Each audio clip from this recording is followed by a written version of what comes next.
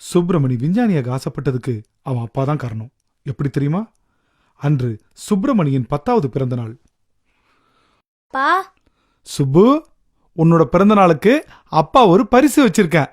இந்த வாங்கிக்க கண்ணா. ஹை, என்ன இருக்கு பா இதுல? திறந்துதான் பாரேன். இந்த பல்பை கண்டுபிடித்தது யாருன்னு உனக்கு தெரியும். அவர்தான் தாமஸ் ஆல்வா எடிசன். அவர்தான் இந்த உலகத்துக்கே வெளிச்சம் தந்தவர். அதே போல நீயும் இந்த உலகத்துக்கு புதிய புதிய கண்டுபிடிப்புகளை தரணும். நீ பெரிய விஞ்ஞானி ஆகணும்னு நான் கடவுள்கிட்ட வேண்டிக்கிறேன். அந்த ஆற்றல் உன்னிடம் இருக்கு. அன்புடன் உன் மீது உயிரை வைத்திருக்கும் அப்பா. ரொம்ப நன்றிப்பா.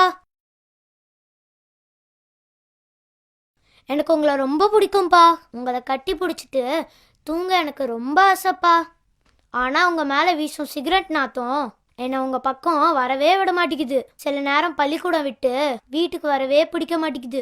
வீடு முழுவதும் ஒரே சிகரெட் புகை. எனக்கு மூச்சு திணறுது.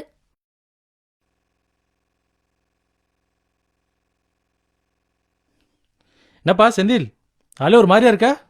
அது ஒன்றும் இல்லை நண்பா. இப்போ வர வர பையன் முன்ன மாதிரி என்கிட்ட பாசமாக பழகிறது இல்லை. அதுதான் ஏன்னு தெரியல. சரி, நான் வரேன். பையன் பள்ளிக்கூடம் விட்டு வந்திருப்பான். சில நாட்கள் கழித்து இன்று செந்திலின் பிறந்த நாள். அப்பா என்னப்பா? அப்பா, உங்களுக்கு நான் ஒரு பரிசு வச்சிருக்கேன். உங்களுக்கு ரொம்ப பிடிச்சது இந்த சிகரெட் தானே? அப்புறம் தானேண்ணா, அதான் உங்களுக்கு பிடிச்சதையே பரிசா தந்துட்டேன்.